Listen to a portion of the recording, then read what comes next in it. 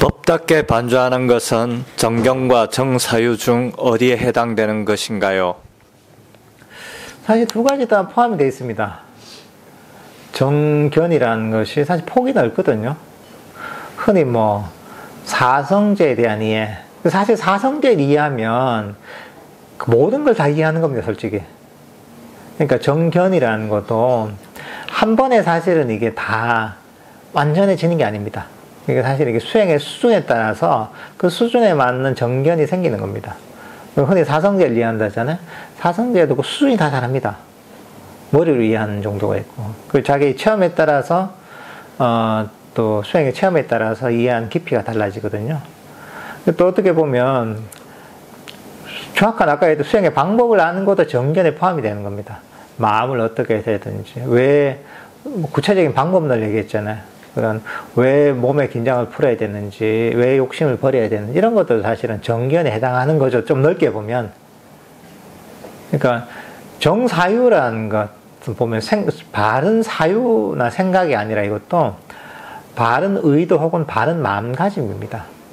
어떻게 바른 의도를 가지고, 어떻게 바른 마음가짐을 가지느냐, 바른 마음의 태도를 가지느냐에 관한 거거든요. 놓아버리고, 자비심과 친절한 어떤 마음의 태도를 가진 게 어떻게 보면 정사유의 측면인데, 사실 이것도 보면 어떤 반도의 측면이 다 들어가 있죠. 정견에도 들어가 있는 것이고, 왜냐하면 내 마음을 비춰야 되잖아요. 비춰서 내가 바른 어떤 마음가짐을 가지지 않을 때, 바르지 않은 마음가짐을 버리고, 바른 마음가짐으로 바꿔야 되잖아요, 이게.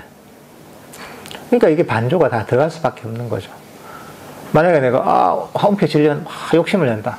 근데 정사유, 바른 마음가짐의 첫 번째 놓아버리고, 움켜쥐고 욕심을 내는 거, 이걸 놓아버리는 게 바른 마음가짐이고 정사유인데 하고 알잖아요. 그럼 자기 마음을 비춰서 욕심을 놔야 되잖아요.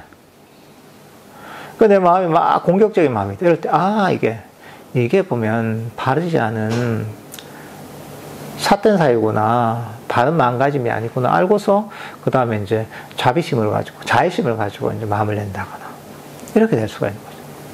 그러니까 이 반조의 측면은 정견이 됐든 정사유가 됐든 다 포함되어 있는 겁니다.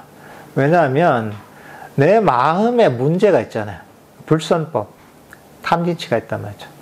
이런 상태가 있을 때 이것들을 이해하려면 정견이 무엇인지, 정사유가 뭔지 알아야지 그 기준점이 있어야 되잖아요. 기준점이 있어야지 내가 내 마음을 비춰볼 수가 있잖아요. 그래, 그럼 이것들 그냥 더 개발해야 될 마음인지, 선법이어서. 아니면 이걸 버려야 될 마음인지.